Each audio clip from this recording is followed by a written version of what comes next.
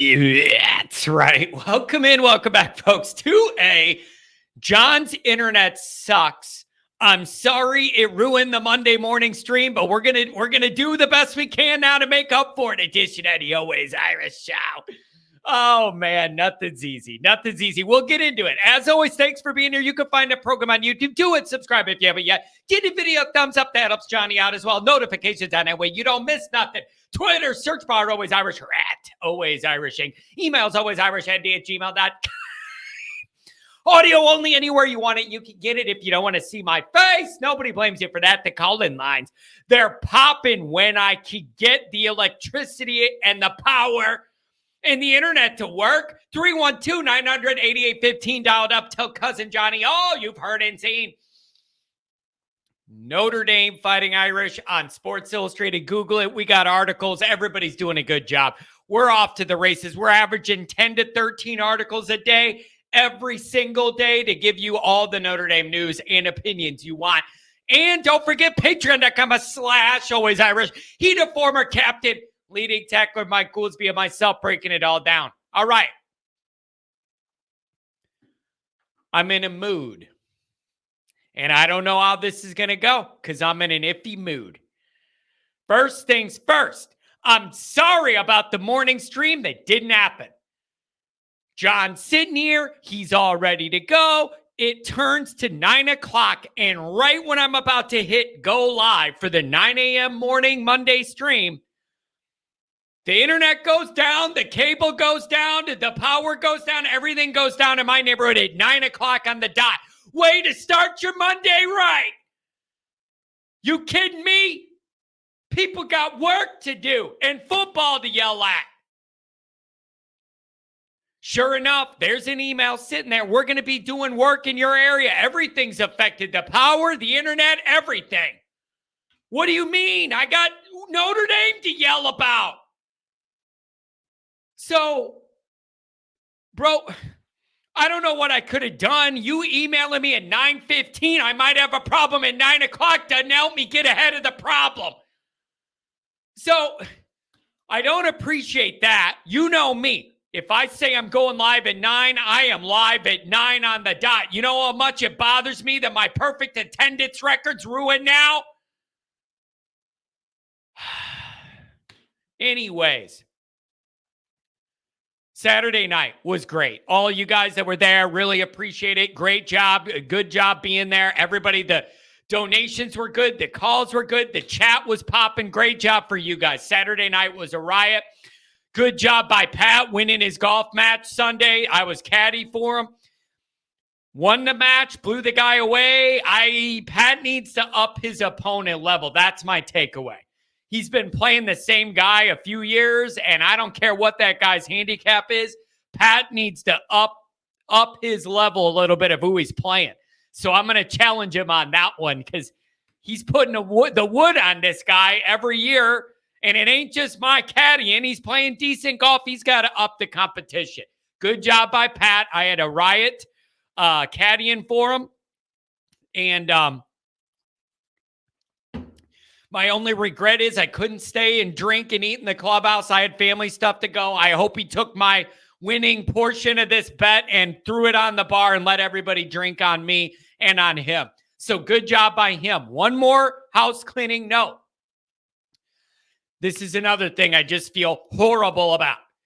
Deborah Thomas, before I go live, people could chat before you go live. While you're waiting for the show to go live, you could chat. Deborah Thomas is there all the time on my morning shows and then hasn't been there for a while lately and then put in the chat, haven't been here lately because my husband was sick and passed away the last couple weeks. And I was going to say something really nice and start the show off with my condolences for Deborah and all this stuff. And that got ruined because of this power thing too. So right when she does that emotional announcement, I'm not able to honor it, and I feel terrible about that. Deborah, if you watch this, email me his name, your family name, or put his name in the next chat you're in, because I want to do something nice and make sure I get a grotto candle lit and do all that to honor him and your family getting into this season and whatever. Someone let me know Deborah Thomas's husband's name so that I could get a candle lit in his honor and for the family as we get the season started. Again, awful freaking timing. All right. I don't know if it's going to get any easier from here. I'm going to save the live topics I add for when I go live Wednesday, and I'm going to hit on a couple other news items. Number one, the captains were announced. Really interesting mix. Does it matter? 5 guys. No, not the overpriced burger joint. 5 guys. Unless I'm mistaken, only one on offense, and it's a guy who just walked in the game a few months ago. Is that interesting to anyone? One on offense, and it's a guy that hadn't even been in a class at Notre Dame or whatever, just walked in the door. He's the captain at Notre Dame. And I know that it's the quarterback, and I would have no problem with the quarterback, even if he is a transfer, ever being one of the offensive captains. But to be the only offensive captain and a guy who just walked in the door, that surprises me a little bit. And you might go, well, who else would it be on offense? We have no idea who the offensive linemen are and this and that and whatever. I don't know. Mitch Evans comes to mind. Mitch comes to mind. And then you got 4 on D, and that doesn't surprise anybody. Kaiser, Mills, Morrison, Watts, Howard Cross would be a question I would ask on defense. So the defensive ones doesn't surprise me at all, other than I expected Cross, but whatever. Offensively, super interesting. The one guy it is the transfer guy who just got to Notre Dame. Nobody else? I don't know what to make of that. Maybe it matters, maybe it doesn't. How much does this matter? Maybe this is a question for Goolsby on Patreon, the former captain, like I always say in my intro. How does this work practically? It's fancy to say you're a captain, but what are those actual responsibilities and accountabilities like? To get a team ready to go play in a game or to wake a team up in the middle of a game where you're not playing the right way? I don't know. You had 2 games last year you lost where the whole team had no interest in playing them. Where's your captaincy on that one? You had 2 road games this team acted like they did not care about, that they weren't interested in playing it, weren't able to match the energy and efficiency of the team on the other sideline. Who's in charge of that? Is this captain thing just in name only? You're a Notre Dame, it's a big deal. Or are there actual responsibilities to get your team ready to go?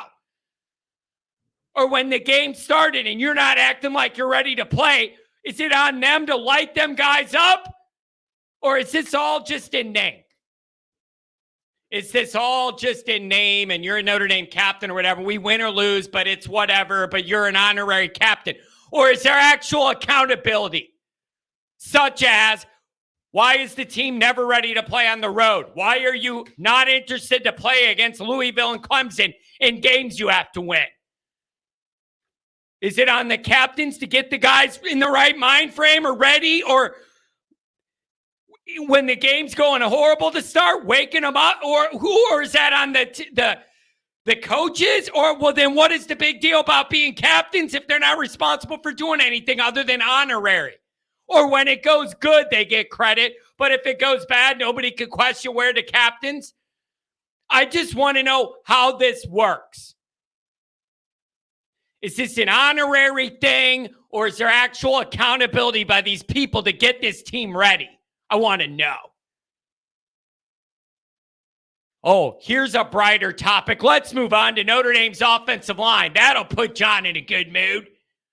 Don't forget to check out the merchandise. The link is in the description. You can browse and carouse all the different Always Irish gear. Make sure you head over there and get something for the next tailgate. Thanks for being here. Excuses, excuses, excuses. With no internet today, I was 5G'ing it up, listening to some Notre Dame podcasts while doing yard work. I was so mad I couldn't go live. I just did the 5G and burn out the battery on my phone doing trimming hedges, listening to some of these Notre Dame podcasts. Oh, buddy. There is some hedging going on now. There's a little bit of, you know what's starting to creep into our Notre Dame weekly podcast? A little bit of this, Notre Dame could lose week 1 and still be a good team and a great team by the end of the year and a playoff team. They could lose week 1 and still be really, really good. No, we're not doing this. I don't care if that's true or not. We're not entertaining the idea. We're not playing this game. We're not doing this BS. I'm not allowing it. We're not doing this.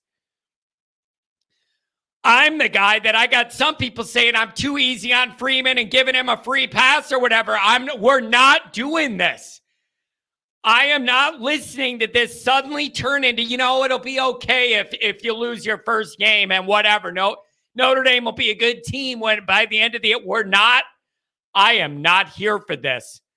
And I do not think this fan base is here for it. Where's the stupid sheet? Where's the bingo? Year 1, game 1. Year 3, game 1. Bingo it up.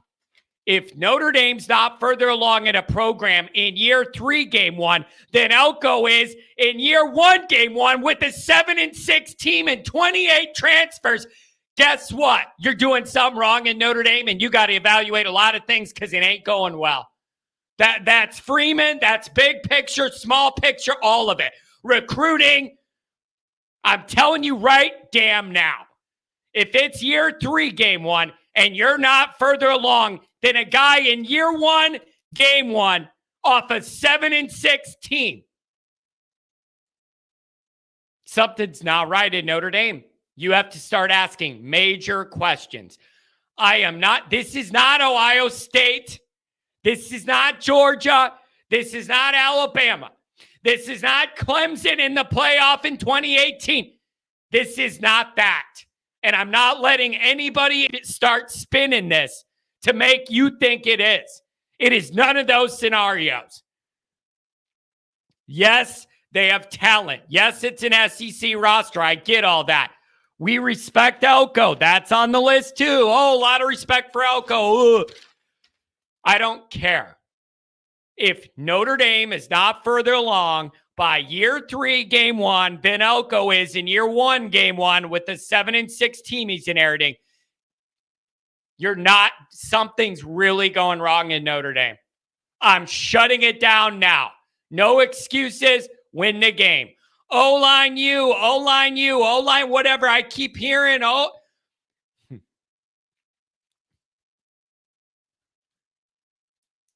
Are you O-line you or not? Are you O-line you or not? You do not get an option to sometimes be O-line you. Only against Navy and Central Michigan, or only zoom in on where Joe Alt is. You don't get to pick and choose O-line you. You are it or you are not it. You don't get to just turn that switch on and off. When you are arrogant enough to throw out that moniker as a program and fans and media of the program, you don't get to pick and choose when. You're either it or you're not. Okay?